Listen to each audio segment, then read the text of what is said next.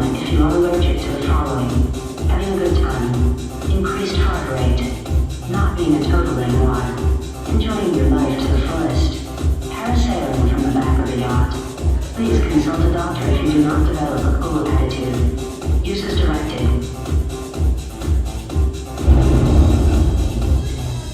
All right. Welcome to Ignite. How's everybody doing? Amazing. Okay, you guys got to talk back now. How are you doing? Okay, listen. We are live streaming for some folks who are quarantined. Do not touch the camera. But if you want to move to the center for a second and just wave and say hi, you can stand up, make sure your mask is on, and your mask on, socially distance, scoot in. Because they can only see from about like right about here to right about here. So everybody turn around and say hi on the count of 3. 1, 2, 3. Hi, everybody. Okay, all right. All 10 people watching, but hey, there are 10 people that want to be here, and so that's why we're doing it. Hey, we're going to do a little something. We're going to play 2 games, and we give 2 prizes tonight, and I'm going to stay up here. Remember, we're trying to continue to socially distance as best we can. So these games are not going to involve you moving around or running or jumping through hoops or crawling through the mud, unfortunately. That sounds, I know. Yuck night. We need yuck night again. You know, do you think the coronavirus could survive if we did that? Yes, it probably could. Okay, everybody stand up. Stand up, stand up. Here's the deal. We're going to play this game. We've played it before in the past. Here's how the game works. We're going to do a practice round. I'm basically going to turn around, and I'm going to be holding up numbers. Don't be trying to look. I'm trying. And when I turn around, if you've got the same number that I'm holding up, you're out. Does that make sense? No. So it's 1, 2, 3, or everybody's favorite? Quattro. All right, there you go. And every once in a while, there's going to be cinco, okay? All right, so 1 through 5. All right, 1 through 5. Here we go. Actually, you're supposed to do 1 through 4, but I don't care. We're going to do 5, because that's what it is. All right? You got 5 fingers, okay? If I had a shopping accident, I would not do that, but I have it. Okay, all right. Everybody ready? You guys play some music back there. Let's get this place energetic. All right? Are you feeling it? We're going to play some church clap. All right, turn it up, turn it up, turn it up. All right, put your hands together. Ready? Watch this.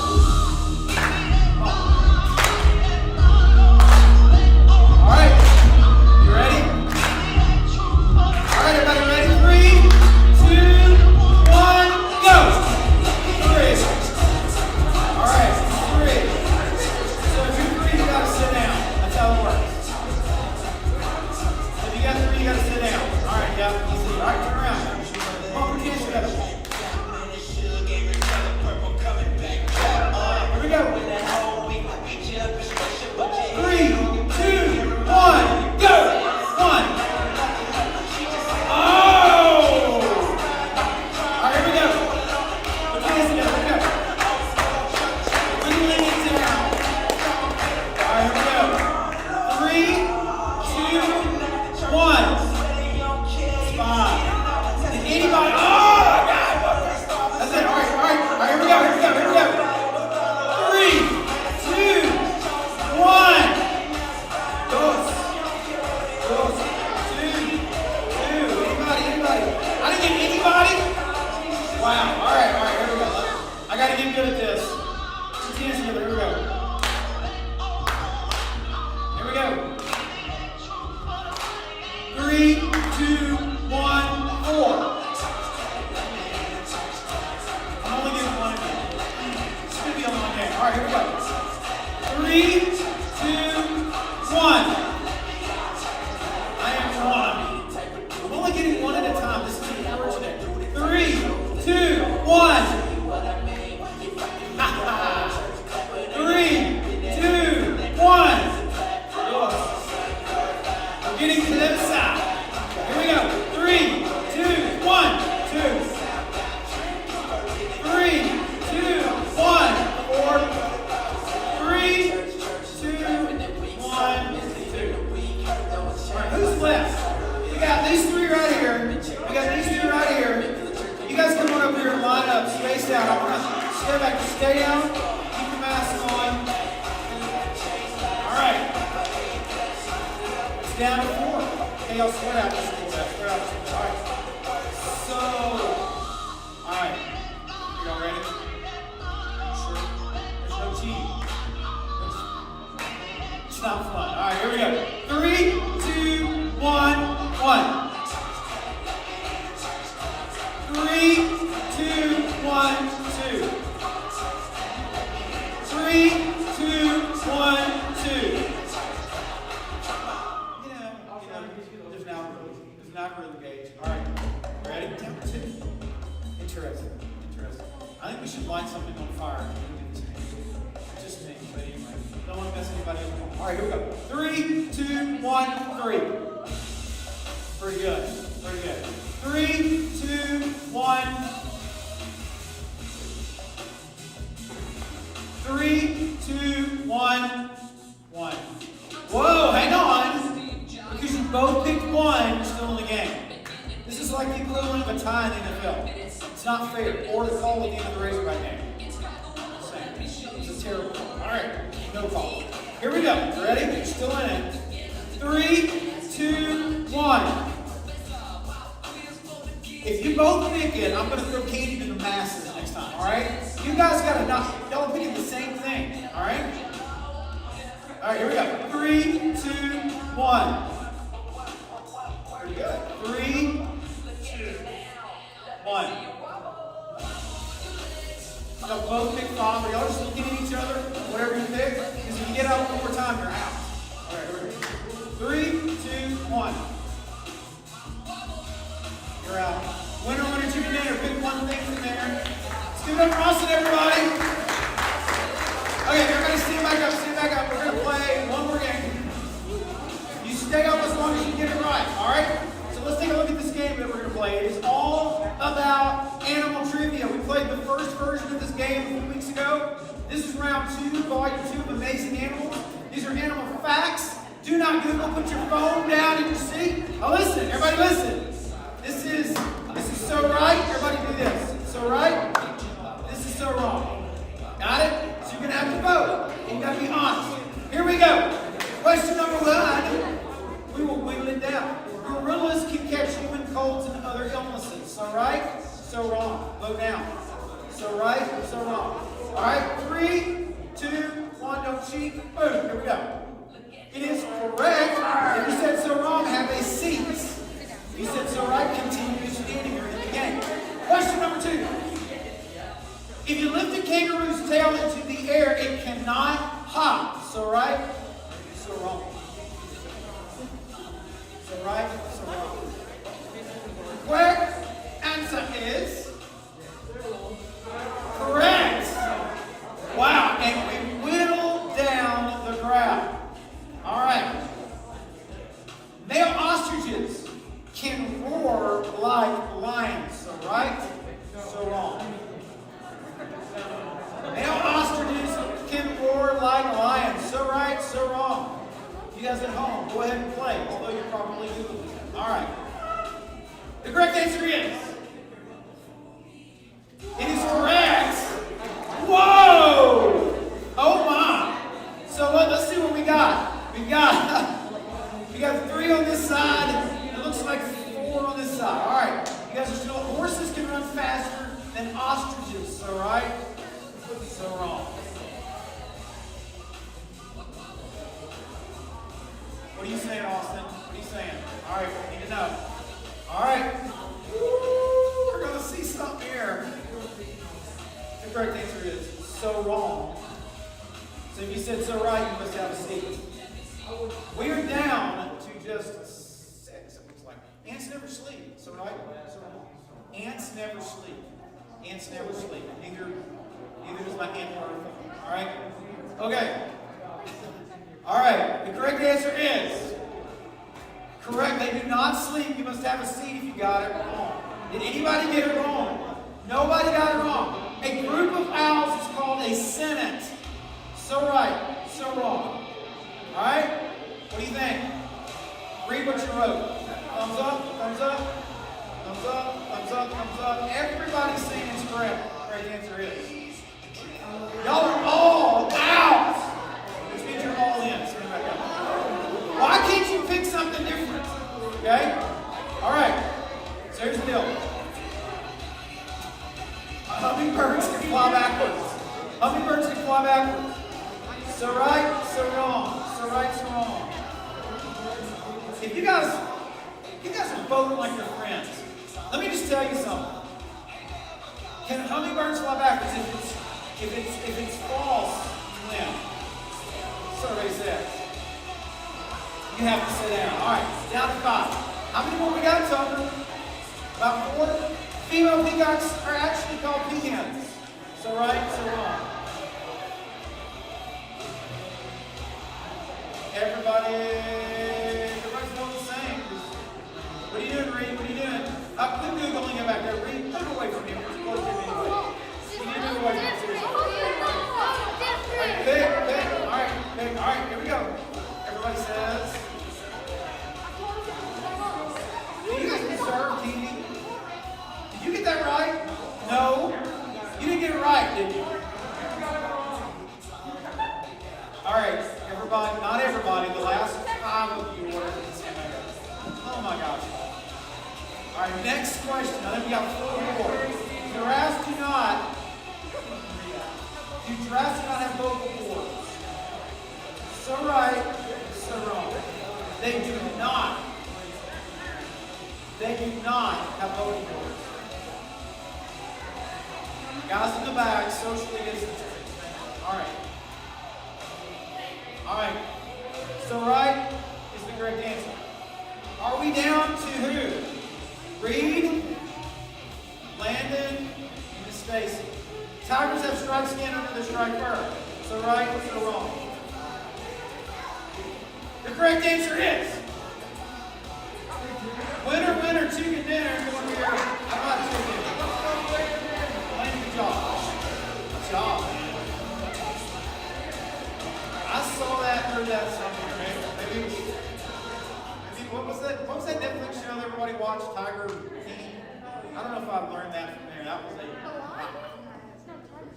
a okay. Sorry I brought that up. All right.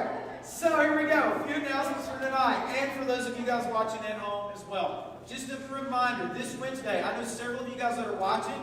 You told me you're coming back Wednesday. Wednesday is your first day of freedom, so welcome back. We're going to be finishing up the last message in this series about stretching your faith. Y'all, here's what we're talking about. How God can even use your failure to stretch your faith. That's how good God is. Even when we mess up, even when we screw up, even when we tried hard and didn't make it, or we just didn't care and walked away, God can still use our failures. So we're going to look at that this Wednesday. Listen, I want you guys to invite somebody and see if they'll come with you, okay? Now, obviously, if they're sick or in quarantine, they don't need to. But really, think of people that you go to school with and invite them. We have got 156 chairs set up, and we're barely cracking. I think our best night we had 105. So we still got a little bit more room we could go. So think about people you can invite. All right? Think about it. Reach out. Send them a text. All right? If you want that graphic, text me. I'll send it to you. And you can share that with them if you want to. This Wednesday from 6:30 to 7:45. Also, coming up, starting next Sunday morning, in here, we're going to be doing something. Our adult Sunday school is meeting again. So, we are going to be doing stuff with students as well. It is not going to be like it was before the pandemic. We're not doing charge. We're not doing that format. It's totally different. We're going to be focusing on meeting needs on Sunday morning. And you're like, what does that mean? Well, it sounds a whole lot like serving in ministry. It is, but it's not what you think. It's doing some things specific, and it'll be, really short. An hour will fly by, I promise. We might have a little devotional, and then we're gonna do something in this room. The chairs will be different than what we've been doing on Wednesdays and Sundays completely, and we're gonna do something this Sunday that'll be really, really helpful to reach out to people we know. So that starts this coming Sunday. You just come and check in. Now, I'm just reminding you, we're not going to be serving breakfast at first. So you might want to bring your own breakfast, eat, if you want to bring your own drink in here, that's fine. Don't be sharing stuff. We just don't want to have that happen. But anyway, if you want to bring your own food, do it. I don't care. But bring it in here. You'll see the chairs set up. Don't move the chairs how we have them set up Sunday. But anyway, I hope you'll come for that. 9:15. And then afterwards, main building for worship if you want to go down there. And you just have to check in at the front desk. And we'll go from there. All right, that is this Sunday. It's not next Sunday. 2 weeks from tonight. 2 weeks from tonight. We need to be praying. I want y'all to seriously pray. We have not been able to have a really, really, really good But what we're going to do, we're going to try to have a bonfire down at the main building on the north side. It's behind where the house used to be, those of you that remember. It's not in the field. It's going to be where we actually mow. And we're just going to have a bonfire, and we're going to try to do s'mores and hot dogs and have it set up, and you don't have to reach in a bag and get it, everybody share the same bag. It'll be kind of socially distanced and all that. We want to encourage you to bring your own fold-up chair, okay? We're not going to have metal chairs out there. We will have tables, for getting food, not to eat at. So we want you to, get your chairs and come and bring people and all that kind of stuff. Anyway, the Kelvin brothers are going to be coming, and y'all, I love these guys. They've got such a cool, sweet spirit about them, and they're really talented musicians. Like, they're just so good. And they're going to lead us in a few worship songs and just get to know you guys. And you guys can tell me if you like them, how you like those guys, and we may bring them back, okay? Just putting that out there. So that is coming up this 2 weeks from tonight. So put that on your calendars and pray that God would spare us from rain. If it rains, they'll be in here leading us in a few songs, and we'll do something with it. We'll probably burn something somewhere. All right, next. I think that's about it. All right, that's about all I got. So what we're going to do tonight, we're going to look for just a few minutes at this lesson. It will not be, I know you think I'm lying, but I promise I'm going way too long with you guys. So I've condensed this down a little bit. We're going to get through, hit some high points, and talk about it for a minute. And then we're going to do something really, really important. We're going to fight a spiritual battle tonight for our friends. And there's a couple of families I'm not going to say because we're streaming right now. But we're going to pray specifically for some really, really sick folks, hurting people and their families tonight. And anyway, we're gonna do that and kind of close things out tonight. All right? Everybody good? Okay. All right. We're gonna do one more thing. You know how in the old days when we greet people, we'd hug, and some of you would try to get a holy kiss because you guys are desperate. We don't do that. We're not doing that. Okay? That's not. We're not gonna do physical contact. But here's what I want you to do. I would like you to stand up, and I would like you to look at somebody across the room and point to them and say, "I'll heart you," or something. I don't know. Do some kind of a send them a little thing, a little cat. I don't know. Anyway, everybody stand up. Stand up, stand up. You guys over here stand up. All right, everybody look. Wave at the camera, do something. You guys at home are awesome. Anyway, are you pointing at different people? Are you pointing at people? Listen. Some of you are like, that's not what I'm talking about. It's not what I'm talking about. Oh, thank you. Always, Harley's always. Does anybody want to go tell anybody at home anything? I don't even know who's watching. Let's see who's watching. All right. They're missing out. They're missing out. Missing out on candy. You are missing out on candy. Let's see who's watching. Can I see who's watching? I can't see who's watching on this. I forget. Yeah, well. Huh? Send them some candy. Yeah, we're gonna send them some candy right through there. Okay. All right, everybody, have a seat. Have a seat. Go choose that piece. Okay. The armor of God. How many of you have been here every single week? Raise your hand. Every week, not just a week, or at least you listen online afterwards when we put it out there. Okay. That's that's good. I hope this has been helpful. We've only got this week and next week, and then we're pretty much done with this. We'll do something else. Study something else on Sunday night for the rest of the fall, going into Christmas, because it's coming. But we've been talking about the armor of God. If you're brand new tonight, you're watching brand new. We've been looking at Ephesians chapter 6. Somebody tell me, I'm sitting me up here yapping and telling you. I want somebody to raise your hand and tell me who wrote Ephesians. See what you're listening. MC? Paul. So what's the deal with Paul? Somebody tell me his background. Anybody? Come on, raise your hand. Come on. He was Saul. Raise your hand. I want somebody. Yep. He persecuted Christians and then he eventually became a Christian. Anybody know where Paul wrote this at? Emily, what you got? In jail. He was in jail. He was arrested for preaching the gospel. And so he is chained every so many hours to who? A Roman soldier. So he's seeing these guys with the armor, and he's writing the church at Ephesus that he helped start, and he's sitting there thinking, what can I do to encourage the Christians in Ephesus? And he says, man, we need to be putting on armor, and he starts using the imagery of honestly the enemy of a Roman soldier to put on armor, and he starts comparing different aspects of being a Christian to the armor that a soldier would put on. And so we've been walking through this in Ephesians 6:13. Paul says, therefore put on every piece of God's armor. Now, I'm going to remind you something, guys. Listen, this is important. Paul doesn't say skip a piece of armor. This is not like the buffet. Anybody love the buffet? Anybody love going to like the Golden Corral? You guys don't remember this probably. Maybe if you've been to Branson, you know this. There used to be these restaurants called Shoney's. Has anybody ever been to the Shoney's breakfast bar? If you've not, man, you've not lived, and then probably need to go see your doctor because you've got some cholesterol issues. Because it has like everything, like the breakfast bar. It's amazing. Well, anyway, a lot of people look at the Bible and look at things like the fruit of the Spirit, which we may look at in the spring or whatever. But they look at the armor of God and they go, I get the shoes, but the whole belt thing, God will understand. Listen, Paul's saying, don't skip a piece of this. You got to have all of it. If you don't, you're vulnerable. If you don't have all of this, you're very, very vulnerable. So he goes on and he says, put on every piece of God's armor so that you'll be able to resist the enemy in the time of evil. Who's the enemy? Anybody want to? Okay, ISIS, Corona, referees. I'm joking. Some of you guys have been watching on the refs, so I apologize. Huh? We're talking about Arkansas, dude. The enemy, y'all listen, the enemy's the devil who wants to steal, kill, and destroy your life. He doesn't like you because you're made in the image of God, and especially when you give your life to Christ, he doesn't for sure like you because you bring him the light everywhere you go, and you don't like the light. It's like if you put on the lights when you get up in the morning. Your parents do that, make you get up, it's like, yeah, the devil don't like the light. And so Paul says, hey, you need to put on all this armor so you can resist the enemy. Resist the enemy just means push back.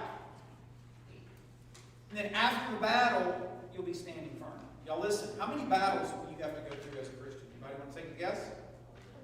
There's only 7 battles. I'm just joking. There's 17 million battles we're going to go through as a Christian.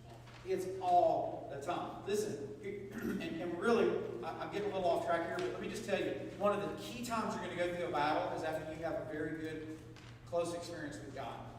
You have a mountaintop experience. You go to a retreat, like we have a Disciple Now, or a retreat, or you go to camp, or maybe you just like tonight, you just really get close to God, and you really don't expect the devil to go, oh my gosh, I'm so freaked out about her. No, the devil's going to be like, oh my gosh, I've got to do something to discourage her. I've got to get her to focus on something else for a little bit, or him to start thinking about this and that. So anyway, Paul says, hey, put on all of the armor of God. So let's take a look at the different pieces of armor. I'm not going to spend a lot of time on these. Most of you have heard this, seen this, but just for review, real fast, here we go.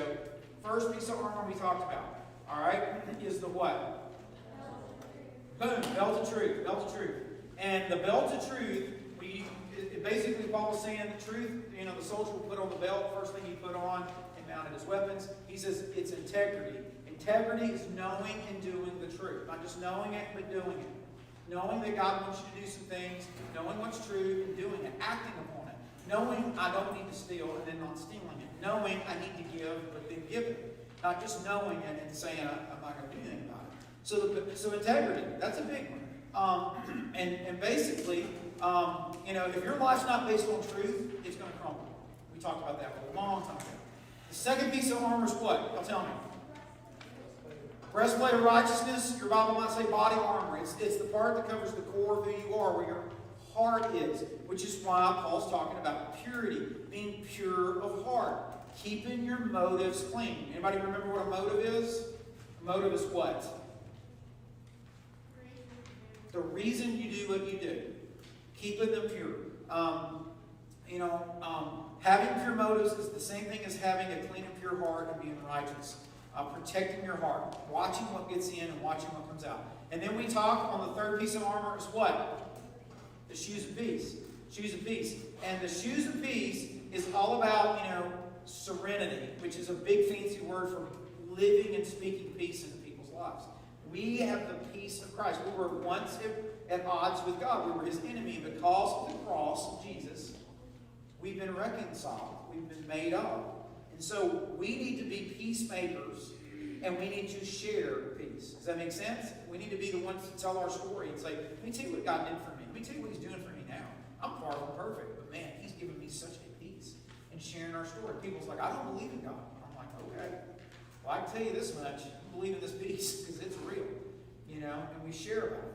And then last week we talked about the shield of faith and how faith is trusting the promises of God when everything is going wrong. It's easy to have faith when everything's going right, and how faith and feelings are not the same thing. And so we talked about the word certainty, about being certain, being sure, being able to stand. I was talking to somebody that hurt themselves this week where they took a step and they weren't sure where they stepped and they ended up twisting and hurting themselves. It's really easy to do. Listen, God wants you to be sure of where you stand with Him. He wants you to be sure of who He is and what your identity is in Him, because the devil's going to shoot what at you? Remember we talked about this last week. The devil's going to shoot what? Flaming arrows, darts. Some of the darts. Somebody tell me some of the darts. They are what? Remember? They all started with D. Come on.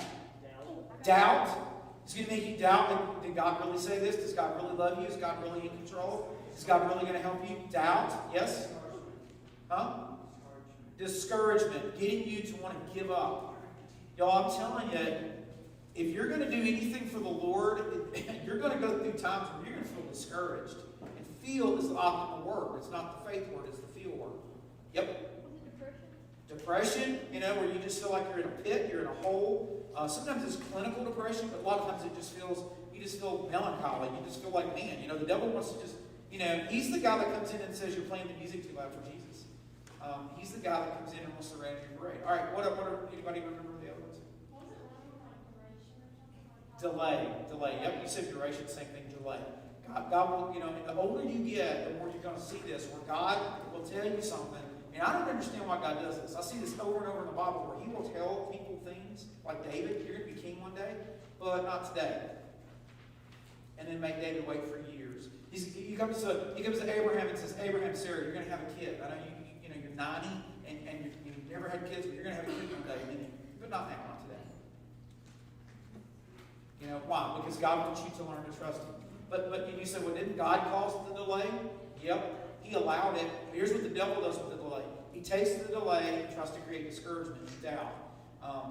And sometimes the devil gets in the way. Sometimes God's trying to, here you go, and the devil, tries to screw things up or get you to think things differently. So anyway, a lot of darts, a lot of arrows, and they're flaming arrows, and the shield is like wooden, and the arrows want to burn through the shield of faith. Man, if you've got faith, you're just basically saying, God, I don't understand why this is happening to me. I don't understand. I don't know if you're going to fix it. I don't know if this person's going to get healed or going to be better. But what I do know is that you are good, and that God, you've got a plan and you've got a place for me. Because that's what His Word says. You learn to depend on the promises of God. If you don't know the promises, you don't have a lot of faith. You have faith in not what you want. You have faith in what God says. Does that make sense? You don't come to God and say, God, I want these 3 things. Come do it by faith. You say, God, you've told me these 3 things in your Word, and I trust it by faith. All right. So that's pretty much where we're at until now. 5th piece of armor is the helmet of salvation. All right, that helmet of salvation. All right, the helmet of salvation. Ephesians 6:17 says this: put on salvation as your helmet. All right, so Paul writes, hey, put on salvation as your helmet. Now listen, I'm going to explain to you what this is and what this is not, okay? Because a lot of people read this and go, your salvation is something you put on, and I guess you can decide to take it off. In other words, a lot of people that believe that you're not, that, there's 2 camps. There's 2 camps of people as believers. There's some people that believe the Bible teaches once you're saved, you're always saved. And then there's another group of folks that believe that you can get saved and then backslide and lose your salvation, and you have to come back to God and get saved again. Okay? And there's verses that seem to prove both. And you say, well, what's right? I'm going to tell you what my personal opinion is. My personal opinion is, you can read this in John chapter 10, verses 27 through 29, if you want to write that to the side. If you're wondering, is my salvation secure in Jesus? I'm going to say yes, it is, because it's not based on your performance. It's based on what He did for you. And He has you. In John 10, Jesus says, I've got Him in my hand, and nobody can snatch Him out. My Father, who's greater than me, also has them. I've got them, and my Father's got them, and nobody can snatch them out. And I and the Father are one. Okay, so that's the picture of us as believers. So this is not I'm gonna put on Jesus because I'm in the church, woo, woo, And now that it's Friday night, I'm going to take off Jesus, and I'm going to do what everybody else is doing, and then I'm going to come back. That's not what Paul's getting at. This is not a status thing. Okay? I'm going to get to what he's really digging in here in a minute. But I want you to understand that your salvation, if you've given your life to Jesus, man, he's got you. And you're like, well, so I can go live like the world and he'll still take me to heaven? Well, here's my deal. If you really are saved, why would you want to do that? Why would you want to do anything to hurt him if you love him? If you love him, you'll obey him.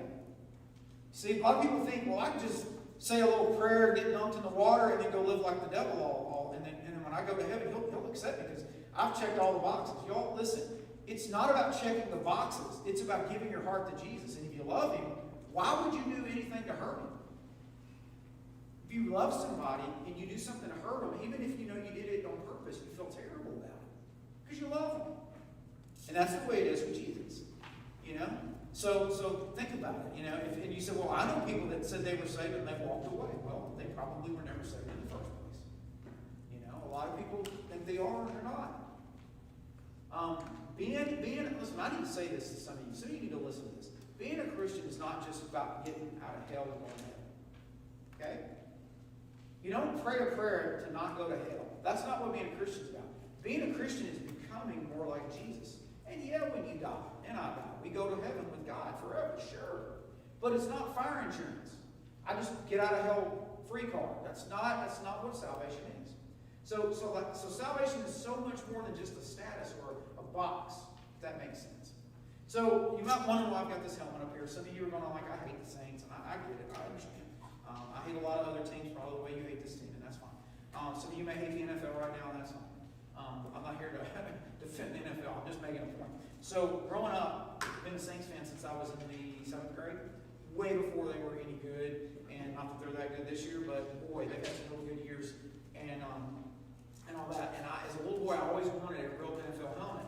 And of course, I never got one. And I grew up. And, you don't just drop money on something like this. Some of these are $200-300, and with the right signature, they're even more.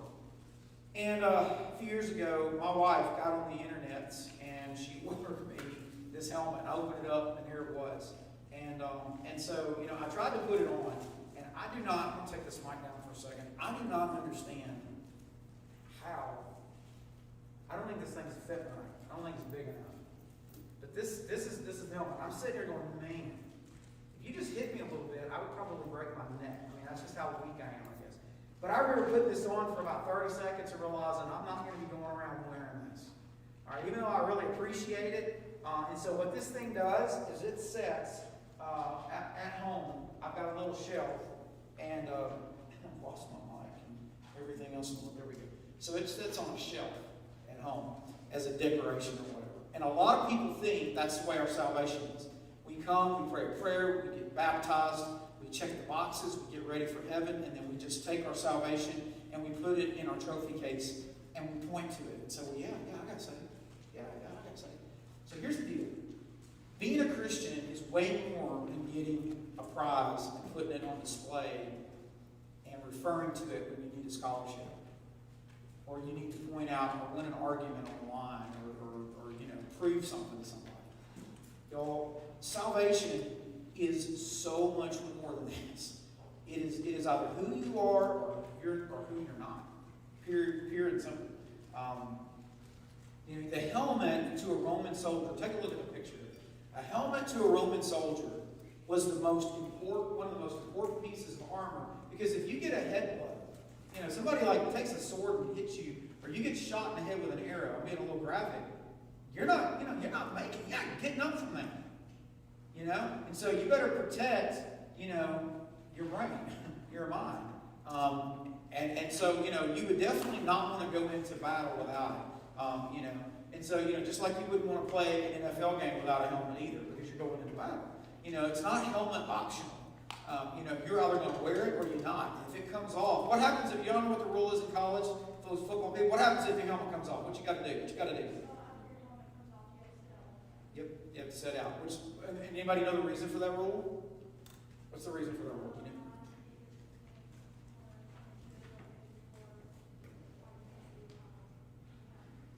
Okay, well, a lot of guys would not strap it tight enough, so it came off real easily. And their thinking is that thing needs to be really strapped and really secured because you need to be protected. And if it comes off in the middle of the game, well, you got to set out a play as a punishment. So that'll teach you to strap it up. Sometimes it comes off because somebody rips it off, and there's a penalty for that. You can't do that. You can't grab this to tackle somebody. It's called a face mask. You can't do that. You can't do this. You can't do this. I mean, you can't just hit anybody in the head anymore. Back in the old days, you could actually NFL players, you could take off in midair and just level people like a spear.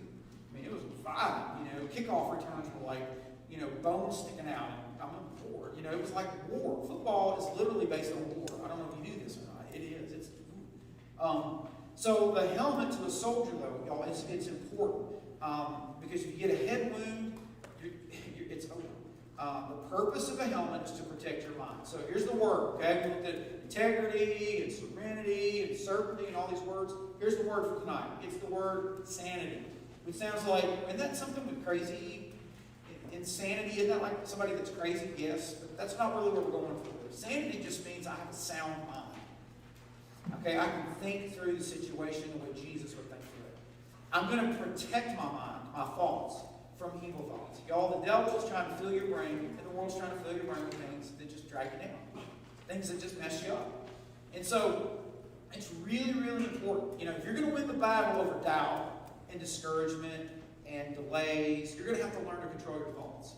Because the battle, everybody listen, I know I'm running a little bit long, listen to me. The battle is always up here.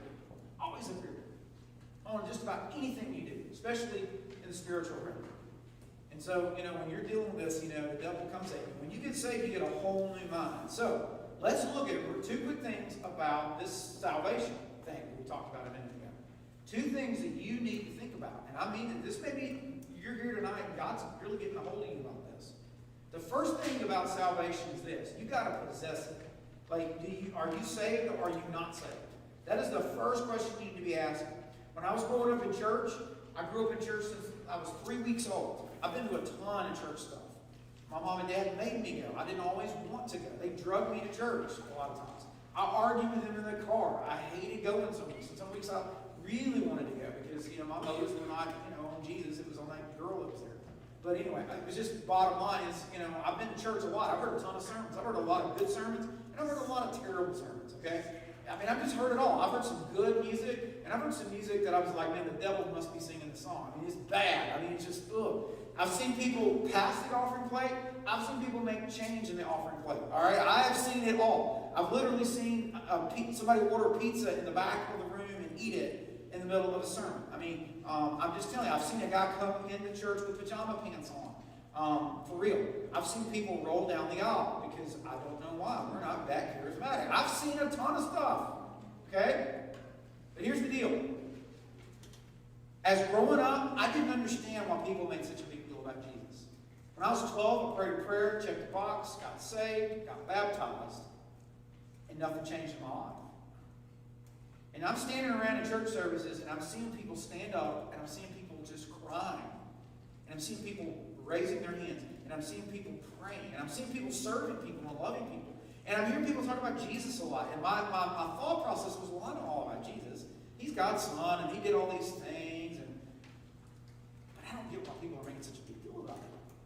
If you just love God, you're good. That's what I thought. I mean, it was the Father, and then the Son, and the Holy Spirit. Like they won the Olympics. Gold, silver, and bronze medal. That's what I thought.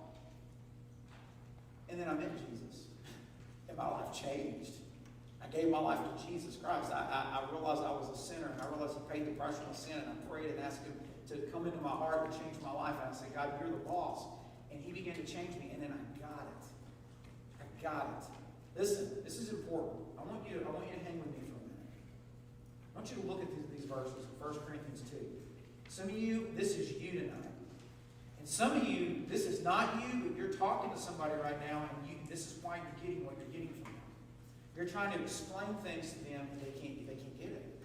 Because their heart, their mind, is not the mind of Christ.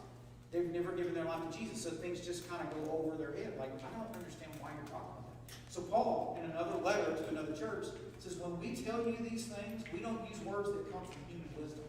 Paul's talking about Jesus and God, and he's saying, we're not coming to you from human thinking. We're talking in the spiritual here. And he goes on and says, instead, we're speaking words given to us by the capital S Spirit, using the Spirit's words to explain spiritual truths. Paul's like, I'm explaining spiritual truths to you guys because you know Jesus. Okay, now watch this. All right, here's the next verse. But people who aren't spiritual can't receive these truths from God's Spirit. You might want to underline that.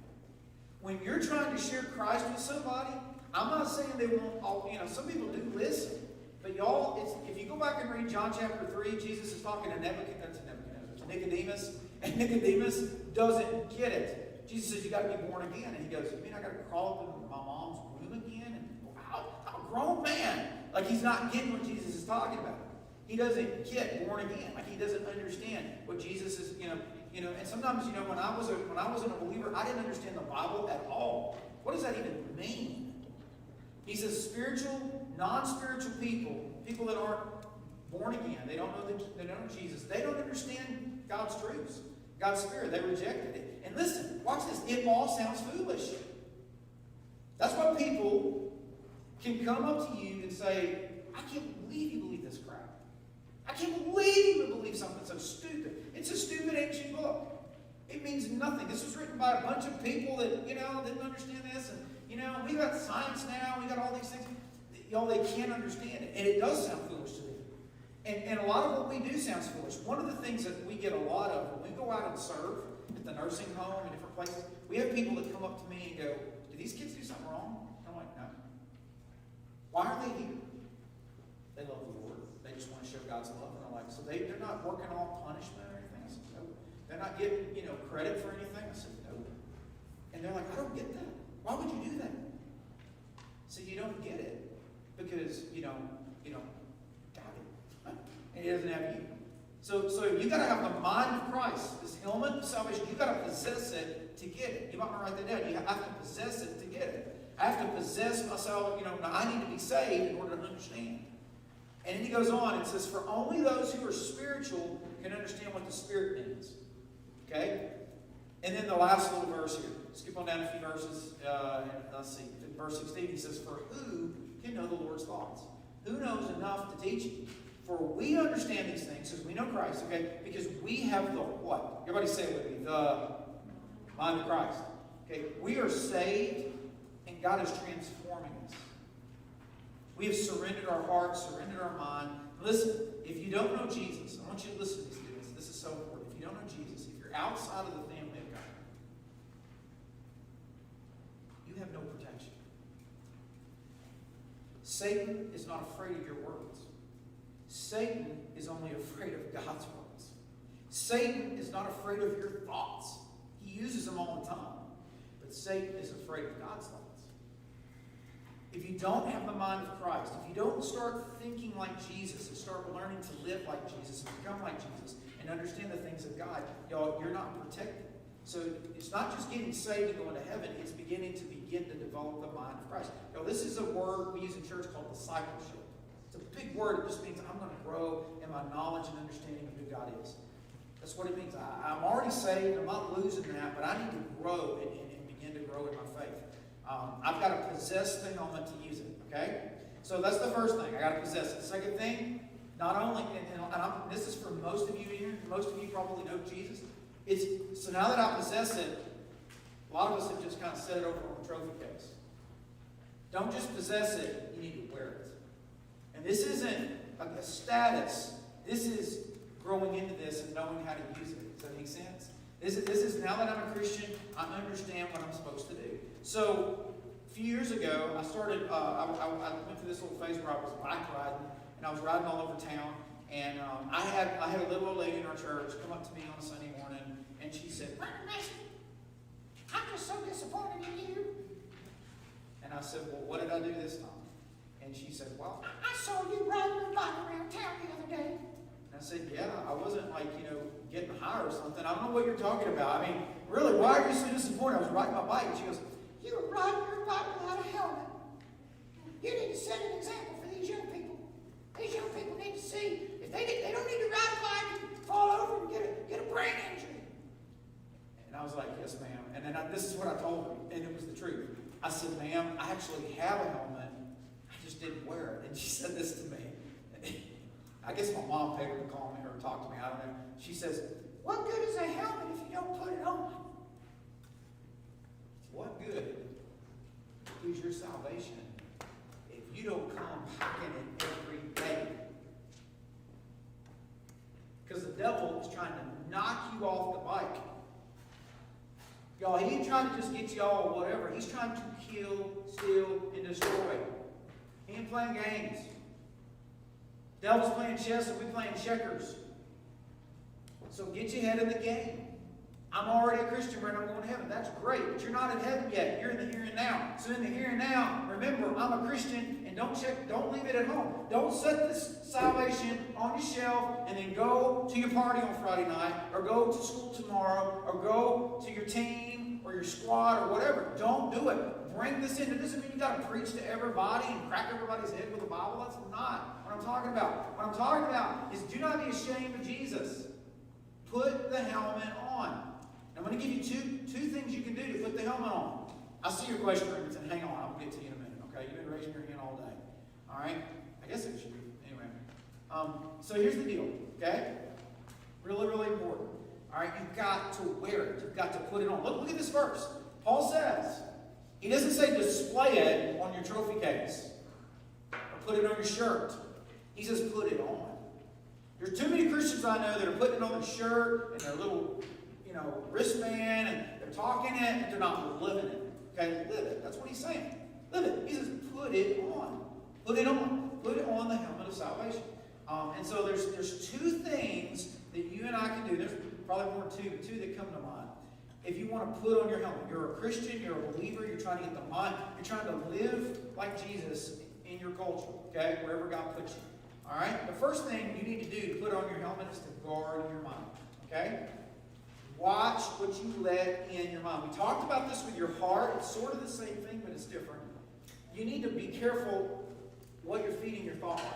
If you're feeding your thought life sin, fantasy that's not right, you're thinking about things that, man, I really want to do that, even though God says not to do it, guess what you're going to do? You go in the direction of your thoughts. You need to guard your thoughts. You need to watch your thoughts. Any comic book fans out there? Comic books? Nobody reads comic books anymore. Thank you for being honest. You're the only one here that loves you. Okay, two of you. Okay, that's fine. All right, so here's the deal. I'm going to give you a little comment. Maybe do you watch comic book movies? Does anybody watch Marvel movies? X-Men movies? Okay? All right.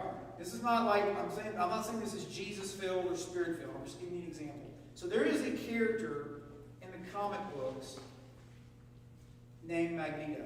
Okay? Anybody want to guess what Magneto can do? His powers? Anything that's metal, he can bend it, shape it, grab it, move it, use it, whatever. Okay?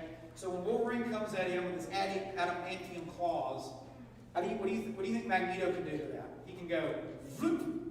He can take the metal, the very strength of Wolverine, and those claws and his strength, and just being mad at everybody, in short, because he's like this tall in comics. Anyway, he can literally manipulate metal, okay?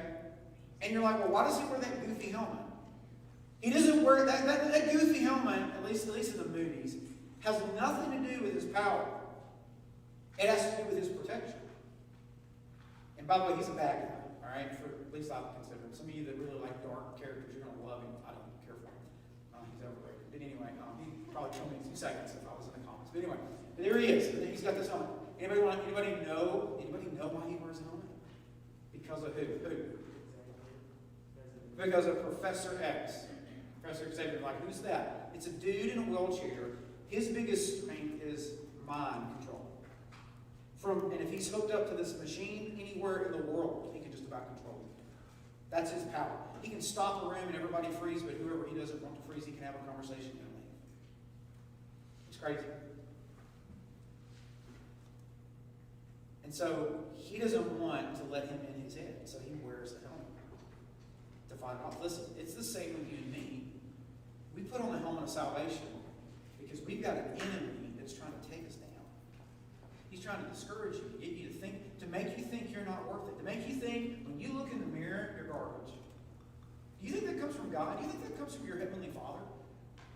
That He's upset that you're, so many pounds overweight? You think, God wants you to be healthy. Okay, I'm not saying that. But do you think that God looks at you and goes, man, you're just terrible. you didn't get enough likes, or you didn't get asked out, or you're not invited. I mean, we believe so many lies the devil tells us. We believe it. Some of you are thinking they're so convincing you think they're from God. Because some people, godly people, have told you those lies. Well-meaning people. I had somebody tell me something one time. And basically told me I wouldn't last 18 months here. I've been here a long time. Way too long. I've been here a long time. And it's because God kept me here. It's what God wants. Listen, you've got to learn to trust God. You've got to learn to put on that helmet of salvation, to protect yourself. Guard your mind. Proverbs 4:23 in the Contemporary English Bible says that more than anything, you guard your mind. Because everything flows from it. Yeah, but some of you are smart going, didn't that say guard your heart a few weeks ago? Yep, different translation. It's similar. It means the same thing. Your heart and your mind are the same thing, in a sense. Paul's saying you need to protect it. You need to guard it, okay? Guard your mind, all right? If you want to put on the helmet, guard your mind. Number 2, real fast, you need to set your mind. What does it mean to set your mind? It means to focus it. It means to fill it with good things. When you have a thought, you don't have to keep thinking about the thought. Listen, this is important. You need to think about certain things. So I'm gonna get kind of real. I got real a couple of weeks ago. So I have this issue. I got a lot of issues. This is a big issue, and it happened again this Wednesday, where I want students to come here so bad and hear about Jesus. It's not about me. Some of you may think, you just want people. A lot of people will think, look at you got a full room. Listen, I promise. I know it can easily be that, and I get it. You can't read my heart. And I'm not saying my motives have always been good, but I'm telling you what my motive is now. My motive is, I don't care if I'm even the guy on the stage. I just want people to come and hear about the Lord. And then do what they're going to do. Either say no to him or yes to him. And Wednesday night is a big deal. Getting people here that don't know Jesus is a big deal. Because they get to hear about Christ. This is an environment where they're going to hopefully feel love, and they're going to hear about Jesus. And so when things kind of start coming undone on Wednesday, I get stressed out. I don't get stressed out because I like everything, whatever. I get stressed out because we may not be able to do what we could do. And this past Wednesday was a crazy stressful day. We had, out of 24 leaders, 10 of them showed up. Not only that, a ton of people were quarantined. And then there were people that were like, well, she ain't coming, I ain't coming. And it's very discouraging for me. Again, it's not an ego thing. It's not a, how many do we have tonight? It's, are people going to come to hear Jesus? And I will tell you, the devil has been using that in my life for a long time. And up until a few months ago, this pandemic, one of the great things that's happened to me is that God has showed me, Brandon, you need to let go and let me and trust me. You need to love on the kids that show up and trust me. And that's what I'm trying to do. And so when I have a thought like that, I can't hardly help but have the thought, okay? And that may seem so weird to you. You got thoughts like that too about other things. I'm not good enough. I'm not like her. I'm not like him. I can't do this. And you have these thoughts, or I want to go do this thing and I know I'm not supposed to. You have a choice. You can either just keep running with the thought, or you can just say nope and grab that thought and say, I'm changing the channel. So this is what I did. I did vent to a couple of people that I love and that love me enough to let me vent in their life. And they didn't, they were trying to be patient with me and said, Brandon, you need to chill out, chillax. And I remember just stopping and saying, okay, God, I'm going to trust you. I'm going to stop bellyaching about this, and I'm going to trust you. And I set my mind, and I started fixing my mind on what was true. My feelings tell me one thing. My faith tells me something different. They're not the same.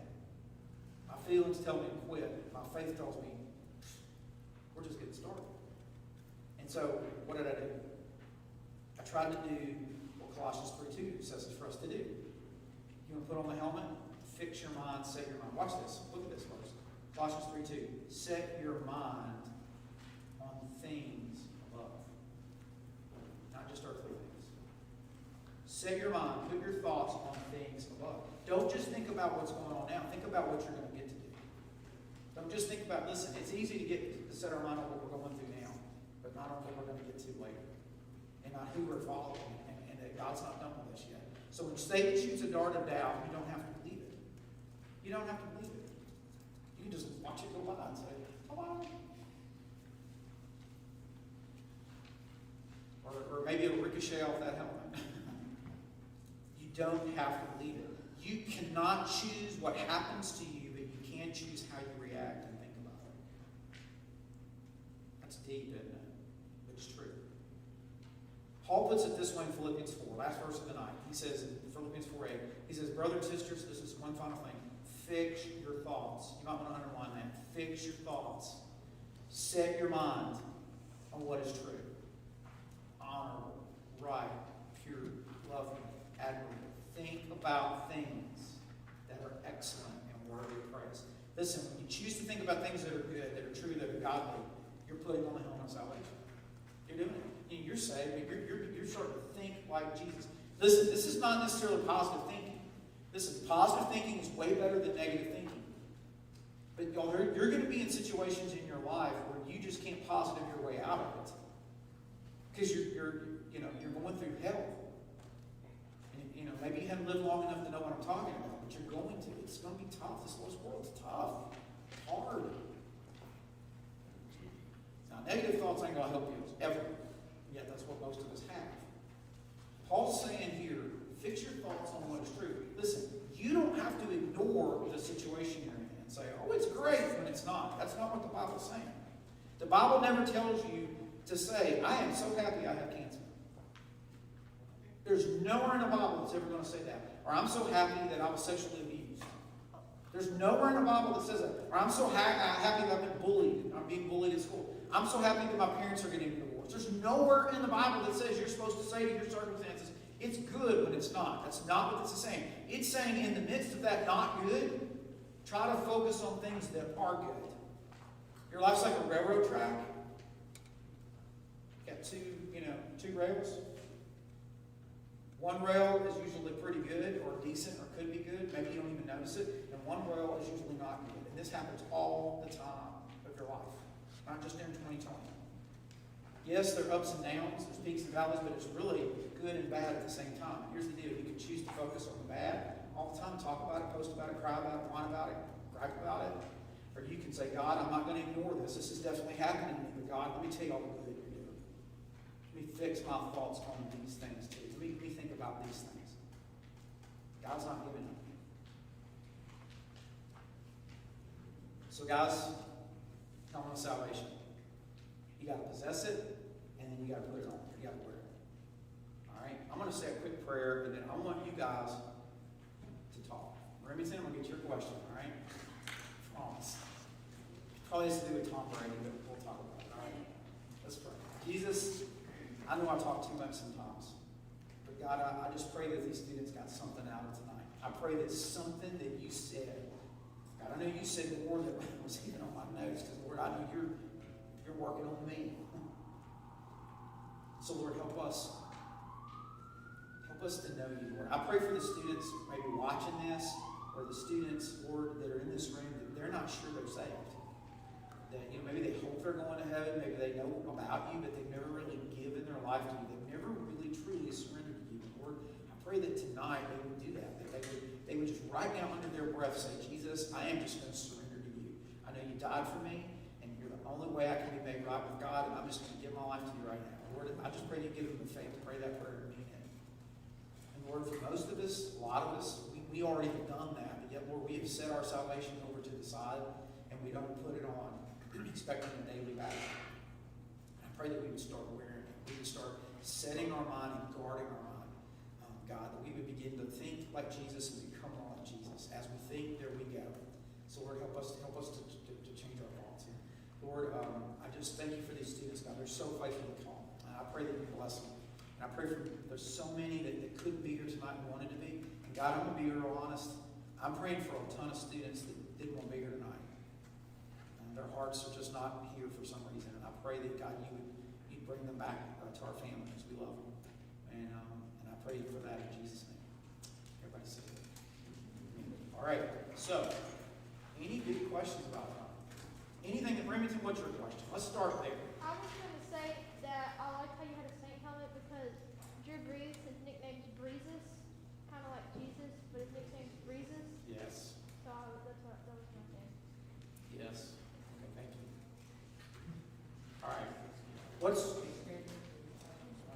What's the number one thing you got out of tonight? I want to know.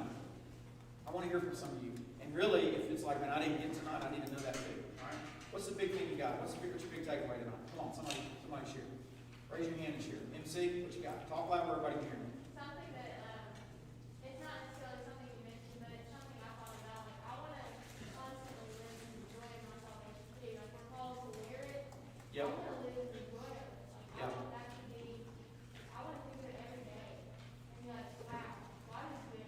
Yep. And it's going to be like every day, no matter what my circumstances are. Right. Because God's good. Rejoicing is a choice. That's awesome. What else? What's the big thing you got out tonight? Yep. He said if you don't get it, it may be because you don't, or if you Right, don't right. got it, you don't get it, because sometimes you don't get it. If you don't get it and understand spiritual things just because you don't got it, It's how you word it. I was trying to say. it's bad grammar. Yeah. Say that again, Brian. You don't possess it, you don't get it. Yeah, that's a better way of saying it. Yeah. Right. And are you guys talking to some of your friends that you wonder if they're saved or not? Maybe they think they are. Maybe they go to a church actively, but yet they don't really live that way. Maybe God's come up and you tried to have conversations about spiritual things, and you can just tell it's like, trying to talk to a squirrel in your backyard. It's just like they're not getting it. And I'm not being demeaning. It's just I was that way too. I didn't understand, and I didn't want to understand. Like I didn't care. I don't care. I don't give a flip about this. I was almost antagonistic about church. True story. All right, but thank you for saying that. Well, biggest takeaway. Yep. Hannah. So even when we're in the midst of something bad, we don't need to say what I'm going through is amazing. We need to focus on what God is doing right then and there and what good is coming out in the world that's around us. Is there any guy in here that got anything out of tonight? I just want to know. I've heard from girls forever. And I know girls didn't talk more than guys. Is there any guy that wants to step up and talk tonight?